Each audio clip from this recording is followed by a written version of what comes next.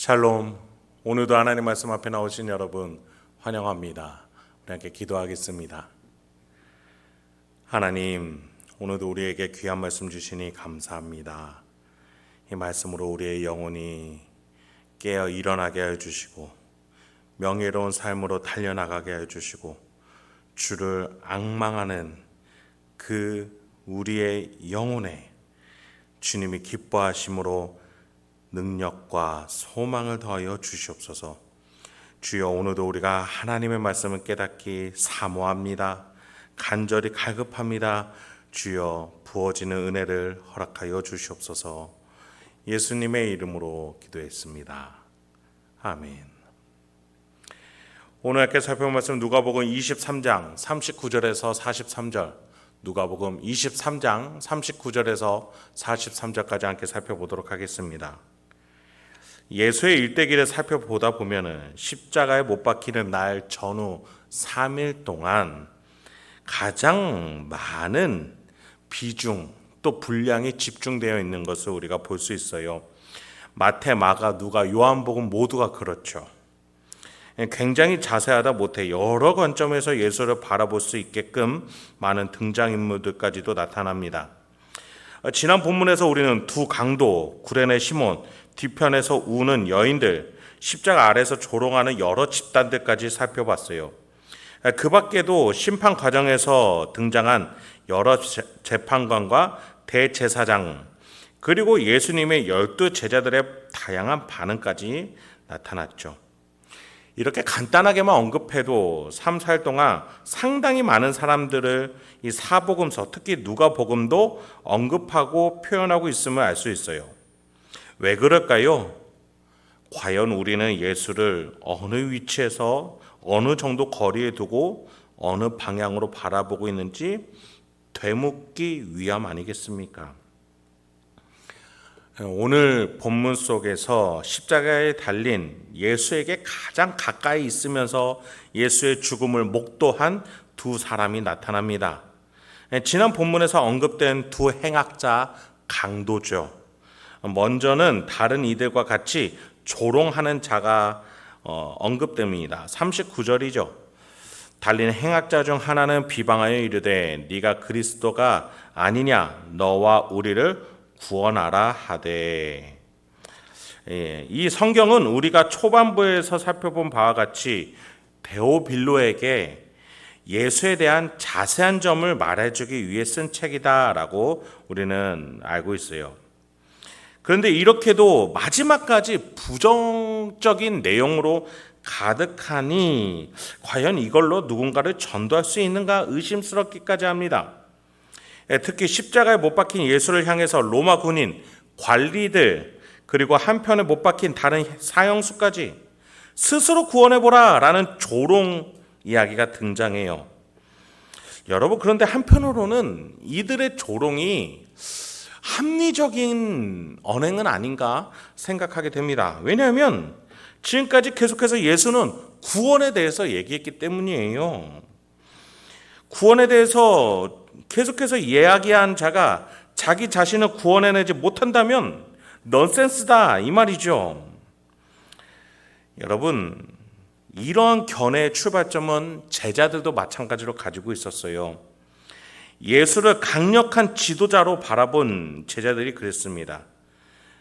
자기 스스로뿐만 아니라 다른 이도 구할 수 있는 신비한 능력을 갖춘 예수라면, 게다가 하나님 말씀에 대한 지적인 수준도 상당했던 예수라면 로마의 압제에서 유대교 특성을 가진 이 민족을 구원해내고 명분을 충분한 유다 지파 예수라면 새로운 나라를 세울 수 있을 것이다.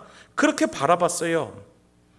이것은 제자들만의 생각뿐 아니라 다른 이들, 또 예수를 따라오는 많은 무리들이 그렇게 생각을 했어요. 그러나 예루살렘에 들어온 예수는 강력한 리더십과 지도력, 그것을 한순간에 잃어버릴 듯한 모습을 보입니다. 그러니 예수를 따랐던 자들도 도망을 가거나 예수를 향해 비난과 조롱, 바라바라는 행악자보다 더 사형시키기에 합당하다라고 외치기까지 했습니까?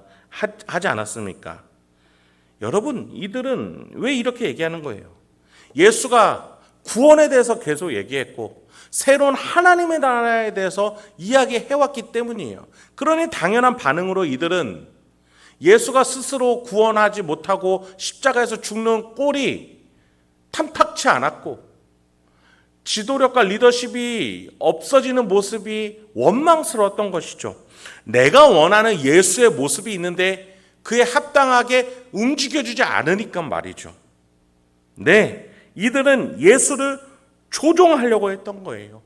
내가 원하는 예수를 만들고 싶었던 거예요. 여러분, 우리 예수님께서 종말이 가까울수록 사랑이 식어지고 거짓 예수가 판을 칠 거다라고 얘기하셨죠. 기근과 전쟁은 날로 심각해지고 또 심해질 거예요. 예수를 믿으면 행복하다라는 말은 반만 맞고 반은 틀린 이야기입니다. 이 세상이 이렇게 어지러운데 어떻게 행복할 수 있겠습니까? 그래요. 눈에 보이는 건 행복하지 않아요. 그런데 진짜 예수는, 진짜 예수가 주는 복음은 내 안에서 이루어지기 때문에 행복해지는 거예요. 스스로의 구원은 내 안에 계신 예수를 믿음으로써 얻어지는 구원이에요. 세상은 망해갈지라도 내가 누릴 수 있는 행복, 눈에 보이는 세상은 망할지라도 나는 이 망해가는 세상 다음에 계신 예수를 바라볼 수 있으니 행복할 수 있는 것이지요. 그곳에 하나님의 나라가 있음을 믿어지는 것이죠. 그래서 예수를 잘못 믿으면 예수를 조롱하게 되어 있습니다. 그러나 예수를 똑바로 믿으면 세상이 무너져 내려가도 그 속에서 행복을 찾아내는 게 참 신앙인이에요.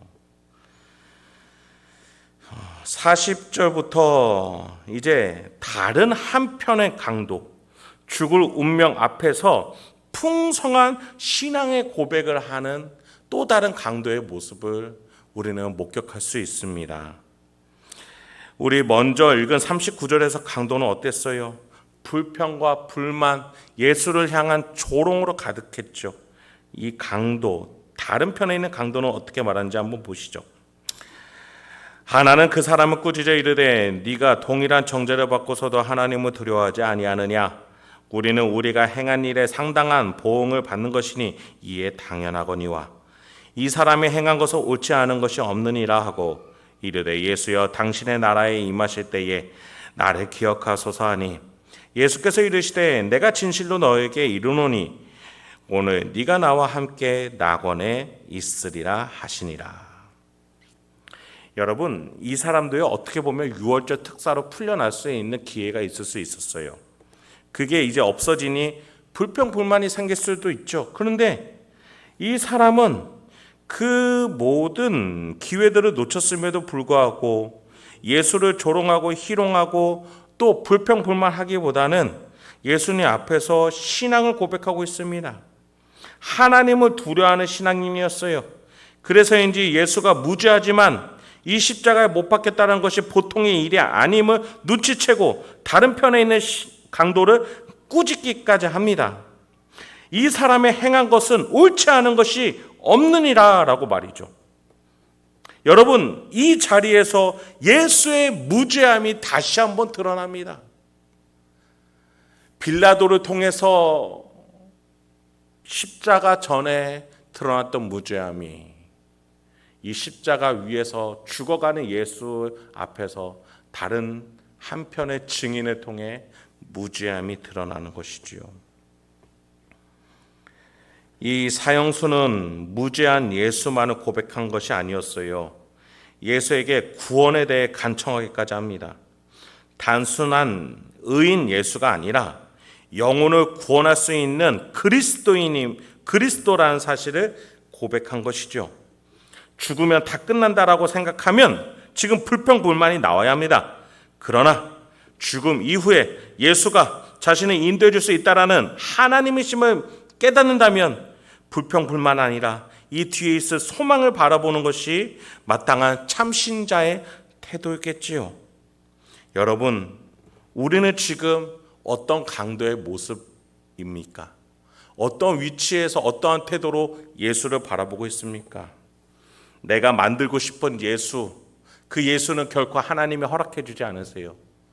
그렇다면 나는 우상의 예수를 만들어 불평, 불만의 신앙으로 가득 차겠죠. 반면에 성경이 말하고 있는 예수, 진짜 예수를 바라보는 자는 어떤 환경 속에서도 살아있는 예수 때문에 감사를 고백하고 말씀을 다른 이에게 전하며 내가 주님이 붙잡는 인생이니 죽음 이후에 부활 생명으로 갈 수 있다라는 신앙을 고백하며 오늘 하루도 살아가겠지요. 여러분, 오늘 하루도 내가 과연 어디에서 예수를 어떻게 바라보고 있는지 돌아보며 살아계신 우리 주님과 명예로운 하루를 살아갈 수 있게 주님의 이름으로 축원드립니다. 함께 기도하겠습니다. 하나님, 오늘도 우리에게 귀한 말씀 주시니 감사합니다. 이 말씀을 통해서 오늘도 내가 어떠한 삶의 태도로 나아가야 될지 돌아보게 하옵소서. 이 시간에 내가 다시 한번 묵상하고 기도하고 곱씹어 보길 소망합니다. 그 속에서 깨달아지게 하여 주셔서 적용하고 실천할 수 있는 용기와 지혜 허락하여 주시옵소서. 예수님의 이름으로 기도했습니다. 아멘.